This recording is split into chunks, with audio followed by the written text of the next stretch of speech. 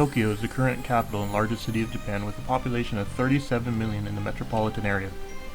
As one of the most densely populated urban areas on the planet, it has long been held in high esteem as an icon of Japanese history and identity, whether it's food, religion, pop culture, or technology. Tokyo has enough activities to last for an extensive trip.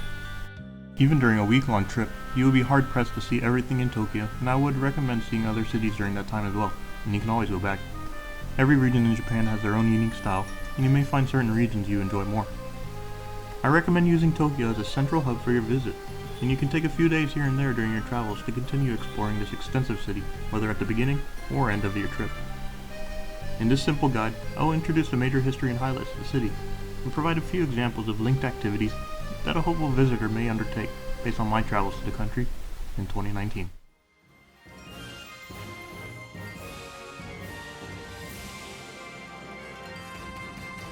Located on the large and fertile Kanto Plain in the center of the island of Honshu, Tokyo's history is a leading example of modern city planning. This is because Edo, as it was known, was only a small fishing village ruled by the local Edo clan until the year 1603, when the famous shogun Tokugawa Ieyasu formed a new government in the region. The former capital, Kyoto, notice the reversal in the names, remained the western capital of merely symbolic and cultural significance, while Tokyo, name meaning eastern capital, became a dominant trade hub due to its prime location.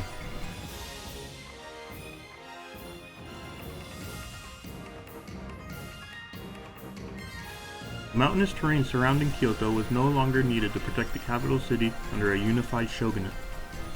The end of the Tokugawa shogunate coincided with the economic difficulties from newly formed trade deals with the Western nations such as the US. For example, the American Commodore Perry forcefully opened 2 ports in Japan in the 1850s, and the resulting rise in trade afterwards caused inflation and shortages of food for the Japanese populace by the 1860s. However, the rule of Meiji the Great began in 1868 with the move of the emperor from Kyoto to Tokyo, further establishing Tokyo as the center of the new modern country. The economic crisis at the beginning of the Meiji period required the nation to take action. Emperor Meiji quickly began a process of modernization and industrialization in order to maintain Japanese rule and fight off imperialistic influence from the West.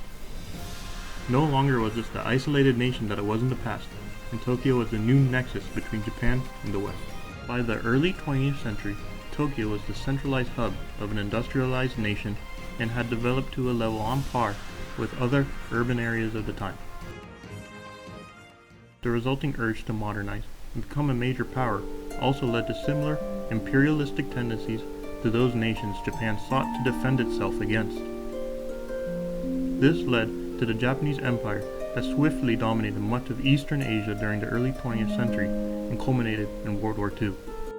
While Tokyo bounced back strong after the Great Kanto earthquake of 1923 that left approximately 140,000 people dead, Tokyo again was nearly destroyed during World War II as a bombing campaign by the Americans left more than half the city flattened, over 200,000 people dead, and reduced the population of the area from over 6 million to under 3 million. After the war, the US led the government in only redeveloping infrastructure, with spending on other activities such as the industry left behind. However, after the US left in the early 50s, the country quickly began focusing on innovative design and engineering. The city you see now is a culmination of more than a century of this leading urban design and development, and is truly a wonder to behold. While currently travel is postponed due to COVID-19, I believe now is a great time to have a plan in place for when you know you can travel. I believe every first trip to Japan should start in Tokyo, and so many will be landing at Narita Airport, an hour outside of the city. Landing at Narita is far from the city, but provides a unique debriefing stage after a long flight, and allows for an introductory view of the countryside and the outskirts of the city center.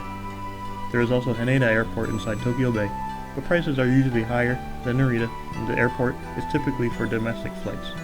It may be hard to find one from your region.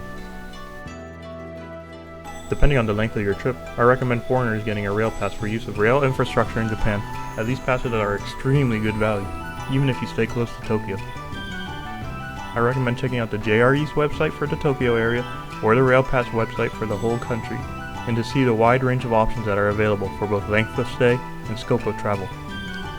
For example, there are a range of 3-day or 5-day or week-long passes for the entire Tokyo metropolitan area, or you can go anywhere in the country, and the useful pass depends on each individual's adventure. On my first trip to Japan, I used both a 3-week and a 2-week rail pass for the entire country, and it totaled about $900 but it easily surpassed that price in the amount of use within just the first week. Especially fruitful is when you take the Shinkansen, the famous Japanese bullet trains, as one direct ride can cost in excess of $100 if traveling between Tokyo and Kyoto or Osaka. Further, having the freedom to cram as many locations in as possible is an added bonus, as the unlimited passes truly do allow for extensive use.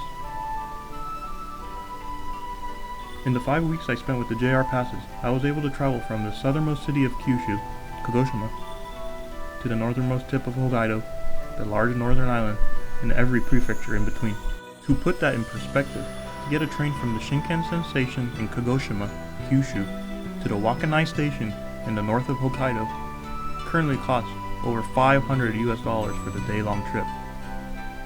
So you can imagine, just traveling between Tokyo and Kyoto and seeing places such as Nara, Osaka, Nikko, or more can easily cover the entire path. Tokyo is a year-round city, and time your visit is unnecessary, unless you are seeking specific activities.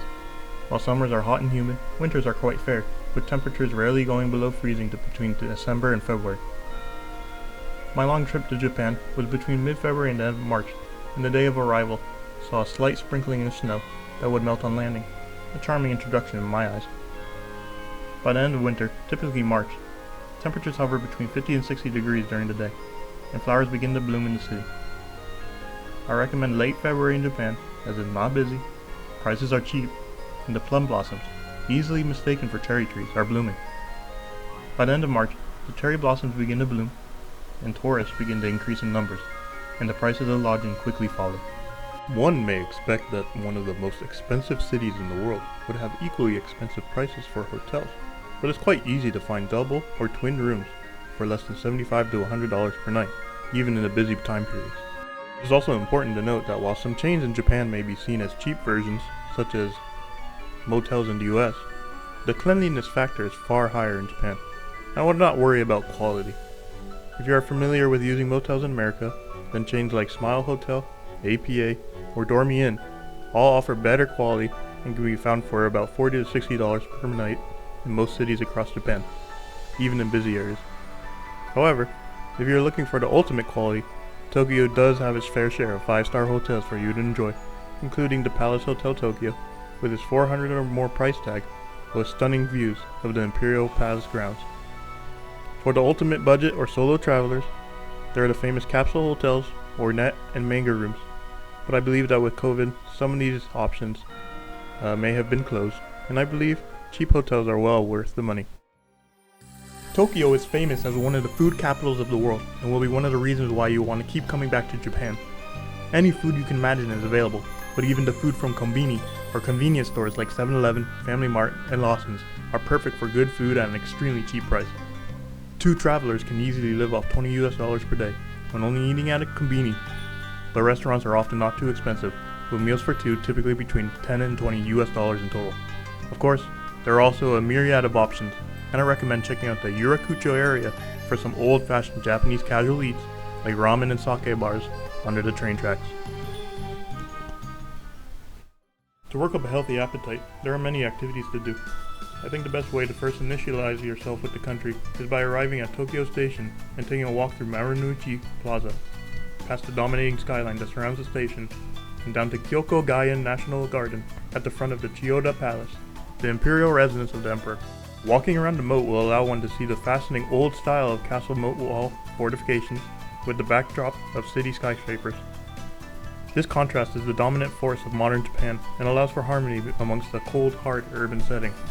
When leaving Tokyo, the height of skyscrapers decreases, but nearly every major train station will have you exiting the station onto an ultra-urban scene. Yet a short walk away, there is always a natural setting to find peace and calm.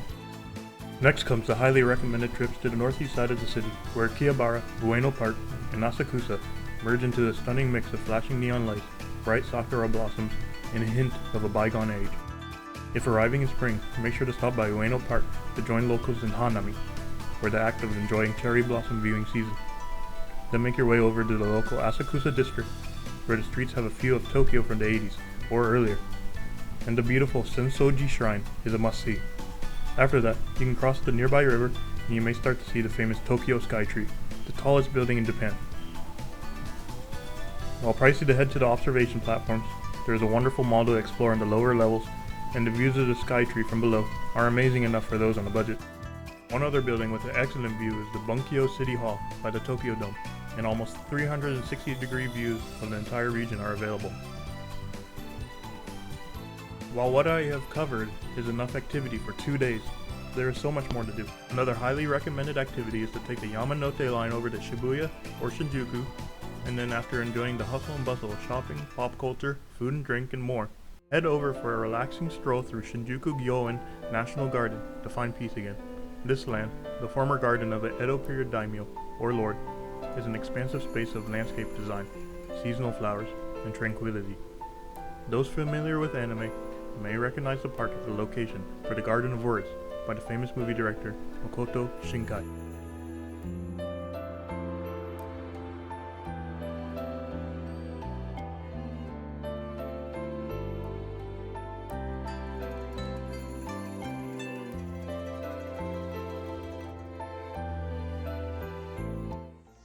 Back in Shibuya, try to enter some of the large buildings around the station to get a higher floors. Some may offer stunning views of the famous Shibuya crossing without fees from an observation platform. In particular, try the movie theater lobby on the upper floors of the Shibuya Hikari building. Between Shibuya and Shinjuku lies Harajuku, the leading fashion district with small walking streets constantly packed with youth seeking the latest trends. But directly opposite to Harajuku Station lies Meiji Jingu, a Shinto shrine dedicated to Emperor Meiji and his wife, Empress Shoken. Famous for the large torii gates, the tree-lined path, this truly is a great sanctuary for the former emperor who brought Japan into the modern era, and is just a few short blocks away from the designer neighborhood that is so often thought as the forefront of modern fashion and pop culture. While Western thought may find this divide clashing, Japan accepts this as a norm, and truly feels a sense of pride and tranquility from it. Just like how Hector Garcia and Francesca Morales put it in their book, Ikigai, The Japanese Secret to a Long and Happy Life. The Japanese are skilled at bringing nature and technology together, not man versus nature, but rather a union of the two. I hope that visitors are able to feel the strength between old and new, nature and the city, and come out with the same peaceful and meditative mind that I did when visiting the land of the rising sun.